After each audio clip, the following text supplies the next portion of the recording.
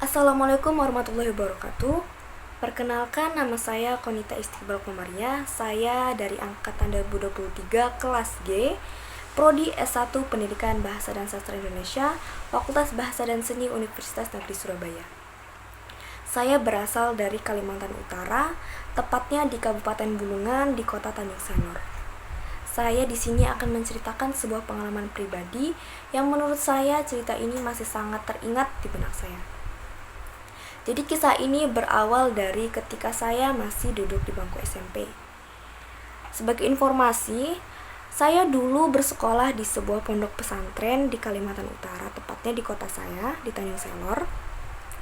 Pesantren ini ada sekolah SD, SMP, bahkan SMA-nya. Kebetulan saya masuk pesantren ini ketika saya SMP, dan saya tinggal di sebuah asrama. Jadi saat itu saya naik ke kelas 3 SMP. Dan saya naik ke kelas 3 SMP, ada seorang anak pindahan di sekolah saya. Dia adalah seorang wanita, seorang gadis yang menurut saya dia sangat cantik, baik, ramah, dan sangat mudah bergaul. Kebetulan saat itu saya satu kamar dengan ia di asrama. Karena ia lebih tua, jadi saya memanggilnya dengan sebutan Kak Rati. Sebut saja ia dengan sebutan Kak Rati. Jadi cerita ini bermula di malam hari, berlatar di malam hari. Jadi di pesantren itu ada sebuah kegiatan rutin yang mana kegiatan ini disebut dengan ribat atau jaga malam. Kebetulan di malam itu saya mendapatkan jadwal untuk ribat atau jaga malam. Dalam satu malam itu bisa 3 atau 4 orang yang jaga malam untuk membangunkan teman-teman semuanya untuk bangun sholat subuh atau sholat tahajud gitu. Saat itu pukul 12 malam, saya sedang berjaga malam dengan teman-teman sekelompok ribat saya. Kemudian tiba-tiba sebuah jeritan terdengar dari salah satu kamar di asrama saya. Sebenarnya cerita ini sedikit mistis, atau bahkan memang cerita mistis yang sebenarnya saya tidak ingin menceritakannya lagi, tapi saat ini akan saya ceritakan. Jadi saat itu ketika jam 12 malam, sebuah teriakan terdengar di salah satu kamar di asrama saya. Kemudian saya dan teman-teman saya yang jadwal ribat malam itu pun langsung menghampiri suara itu. Kami semua bertanya-tanya, ini suara apa? Siapa yang berteriak di tengah malam seperti ini? Kemudian ketika kami mendekati suara tersebut, ternyata suara tersebut berasal dari kamar Kak Rati. Ketika kami membuka pintu, ternyata Kak Rati sedang terbangun. Ia terduduk dengan mata tertutup dan rambut terurai panjang. Ia berteriak-teriak dengan ekspresi wajah yang menakutkan, dan saat itu kami tahu bahwa ia sedang kerasukan atau kesurupan. Kami semua panik, dan akhirnya kami memanggil seorang pengasuh atau ustazah untuk membantu kami mengatasi kejadian ini. Kemudian seorang ustazah datang membantu kami untuk meruqyah Kak Rati ini, sehingga akhirnya Kak Rati bisa sedikit tenang dan ia pun kembali tertidur. Jujur ini adalah pertama kalinya pengalaman pribadi saya melihat seorang yang betul-betul kerasukan di depan mata saya. Akhirnya setelah kami ketakutan, kemudian Kak Rati diatasi oleh seorang ustazah dan akhirnya ia tenang, kami pun kembali ke posko ribat kami. Nah, akhirnya karena malam itu suasananya sedikit mencekam, kami akhirnya memutuskan untuk masuk ke kamar-kamar sambil berjalan-jalan agar mengurangi rasa takut kami. Begitu. Akhirnya kami masuk ke sebuah kamar yang mana kamar itu memang agak sepi. Jadi di kamar itu kami sedikit bercerita-cerita untuk menenangkan diri sekaligus makan-makan. Karena sebelumnya ketika Kak Rati kerasukan, kami betul-betul ketakutan. Kami sedikit menenangkan diri. Kemudian di kamar itu kami mendengar sebuah suara tangisan. Kemudian muncul sebuah suara gesekan di samping kamar kami yang kami masuki. Jadi asrama kami ini adalah asrama baru yang mana kamar-kamarnya ini belum jadi semua gitu. Kebetulan kami ini masuk ke sebuah kamar yang kamarnya terletak paling ujung. Dan di ujung kamar kami ini ada sebuah ruangan yang masih kosong berisi papan-papan atau kayu-kayu dan semen-semen yang masih berantakan dan belum selesai pekerjaannya. Jujur kami semua di situ adalah anak-anak yang tidak indigo sama sekali. Kami tidak pernah bisa melihat makhluk-makhluk gaib.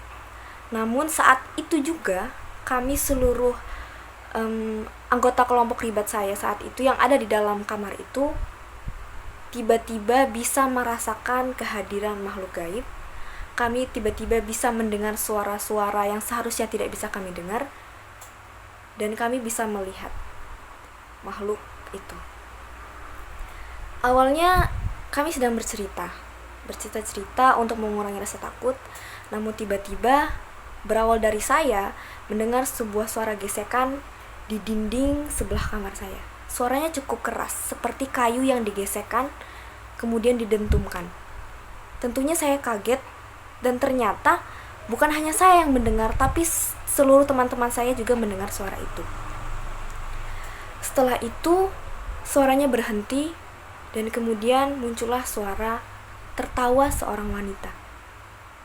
Suaranya seperti itu. Dan kemudian muncul suara jejak kaki, suara langkah kaki di depan kamar kami. Kami semua ketakutan, namun kami karena seperti tidak percaya, akhirnya memutuskan untuk melihat keluar. Apakah betul ada orang yang sedang berjalan di luar? Apakah betul ada orang yang sedang tertawa di luar?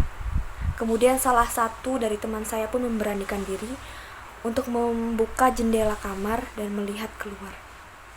Namun alhasil ia pun berteriak setelah melihat keluar, karena ternyata ia melihat seorang gadis dengan rambut terurai berdiri di depan kamar kami sambil tertawa dan sambil mengetuk pintu. Kami semua ketakutan karena pintu kami saat itu digedor. Kami tidak tahu ia siapa. Kami juga tidak tahu asalnya dari mana. Yang kami yakin bahwa ia adalah bukan seorang manusia, atau lebih tepatnya ia adalah seorang makhluk gaib. Jadi ketika itu kami semua satu kamar ketakutan, yang betul-betul takut. Kami bisa mendengar suara gaib, kami bisa melihat makhluk gaib yang bahkan untuk pertama kalinya dalam hidup kami semua. Kami tidak tahu kenapa kami bisa merasakan itu semua, dan ternyata itu semua sebab dari Kak Arti atau Kak Rati yang saya ceritakan sebelumnya. Jadi setelah kami mendengar suara-suara tersebut, akhirnya kami ketakutan hingga subuh tiba. Saat subuh tiba, azan terdengar dan suara-suara itu pun hilang. Ketika itu kami membangunkan semua orang di asrama untuk sholat subuh. Dan keesokan harinya, ketika di pagi hari kami menceritakan kisah ini ke salah seorang ustadz kami di pesantren. Kemudian ia mengatakan bahwa kalian semua diganggu oleh seorang makhluk. Bahkan bukan cuma seorang makhluk, bahkan banyak makhluk yang ternyata memang sudah lama tinggal di asrama kami. Namun kemunculan mereka ini dipicu oleh kemampuan Kak Rati yang bisa melihat makhluk-makhluk gaib. Jadi ternyata Kak Rati ini adalah anak indigo yang memang terbiasa diganggu oleh makhluk-makhluk ini. Dan dengan kedatangannya ia di pesantren kami, kedatangannya ia di asrama kami ini menimbulkan atau memicu munculnya makhluk-makhluk lainnya yang bisa kami lihat. Bahkan kini satu asrama bisa melihat makhluk-makhluk ini gitu. Setelah itu hari-hari berjalan, kemudian keesokan harinya saya terus diganggu oleh makhluk-makhluk ini. Bahkan saya bisa melihat, bisa mendengar, bahkan gangguan ini terus terjadi sampai mengganggu aktivitas saya sehari-hari. Dan hal ini menyebabkan saya memutuskan untuk keluar dari pesantren. Mungkin ceritanya terlalu pendek. Sebetulnya cerita ini sangat panjang dan sangat menakutkan sebetulnya. Tapi ini saya ceritakan secara garis besarnya, sebuah pengalaman saya, sebuah pengalaman mistis yang menurut saya hal ini sangat berkesan dan saya tidak ingin mengulangi lagi cerita ini, dan saya tidak ingin kisah ini terulang lagi dalam hidup saya. Sekian cerita dari saya. Wassalamualaikum warahmatullahi wabarakatuh.